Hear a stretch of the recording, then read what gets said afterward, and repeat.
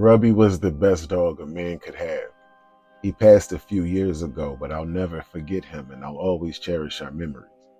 We explored life together for almost 15 years, through a few failed relationships and even a month of living in my car. Grubby was always there for me and always went out of his way to lift my mood. I know that may sound strange referring to an animal, but Grubby wasn't the average dog. I think he was part human. I could have full-blown conversations with him, and even though he couldn't talk back, his actions would always let me know he understood what I was saying. Out of all the amazing stories I have about Grubby, my favorite is from a few months before his passing. It was sort of a somber time for me as I could tell his end was near. Over the years, his once electrifying energy had gradually softened to a slow fizzle. He started sleeping a heck of a lot more and eating a heck of a lot less. My veterinarian assured me he wasn't in pain. It was just typical behavior for a dog his age. The only thing I could do was continue to make sure his last days were as comfortable and as compassion-filled as possible. And I did. More playtime, more belly rubs, and more clearing of my schedule so we could just lay around the house and do nothing. Grubby definitely enjoyed the extra attention. Miss Hannah was an older lady who lived 2 streets over from me and was Grubby's second favorite person in the world. She had been my parents' go-to babysitter for my siblings and I when we were younger. When my siblings finally had children of their own, Miss Hannah watched after their babies as well. I didn't have kids myself, but Grubby would stay with Miss Hannah whenever I had to go out of town and he couldn't tag along. It was impossible for her to love him more, but she definitely spoiled Grubby more than I did. So whenever I took him out for a walk, we always made sure to make a stop over on Lemon Street. But as Grubby aged, he got less and less excited about going for walks. Twice per day became once, then every other day, then one time per week maybe. By the end, it seemed like he was just tagging along to keep me company instead of wanting to stretch his own legs. Then, on one of our lazy Sundays, I ordered a pizza and sat down for a movie marathon. One moment, Grubby was snoring away in his favorite spot next to my armchair. The next moment, his head quickly popped up and turned toward the window. He immediately ran over to it, then began running in circles and whining. I walked to open the door to the yard so he could go out and handle his business. He didn't follow. Instead, Grubby ran to the front door and continued his circles and whines. I was super curious. I hadn't seen that much energy from my friend in over a year. I reached for his leash and Grubby was almost climbing the walls. I called my next door neighbor and asked him to listen out for my pizza. I latched the leash onto Grubby's collar and we were out the door. Grubby was yanking me down the street like he was on a mission. He never pulled ahead while we were walking unless a squirrel ran nearby. Something was different. Without hesitation, he started leading me on our normal path to Lemon Street. I hadn't seen Miss Hannah in over a week. I was hoping she had baked a cake, and it seemed like Grubby was hoping the same. What awaited us definitely wasn't cake.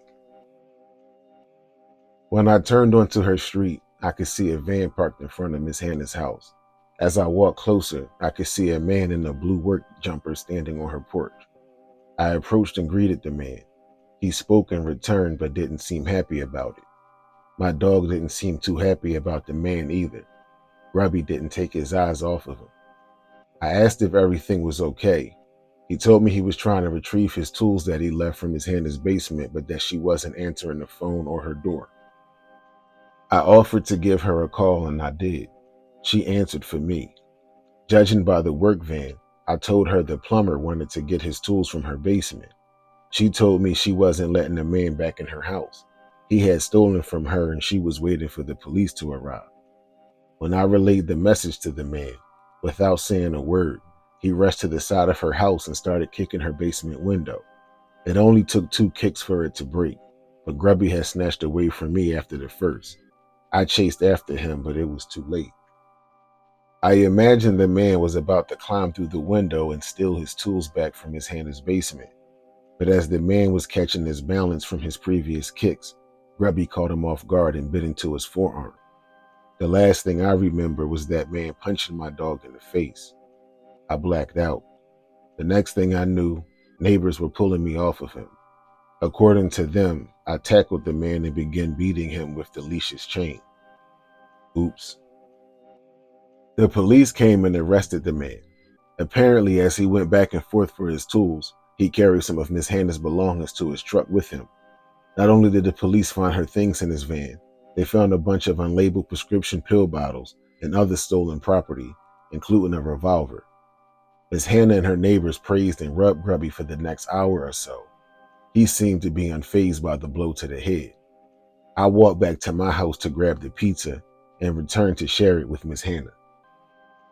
She baked me and Grubby both our own personal cakes. Mine was her special root beer cake. Grubby's was just ground turkey and mashed banana. He ate it all. Grubby had more pep in his step those final few months.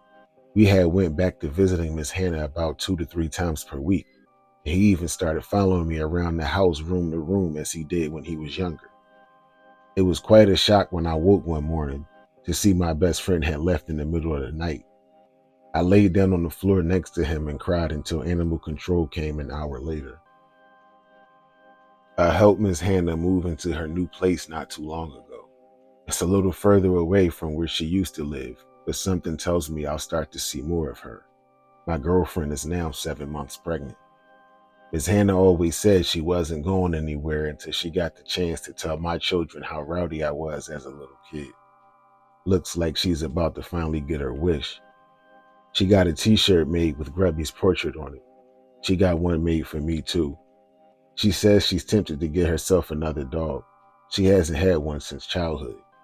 She says maybe when my son is finally old enough to come around and walk it for her. I told her I'd see to it. I'm not sure if Grubby had a dream, could sense something was wrong, or if it was a coincidence. Doesn't really seem like the latter, but who knows? All I know is it'll probably be a long time before I get another dog. I doubt anyone can match up to Grubby.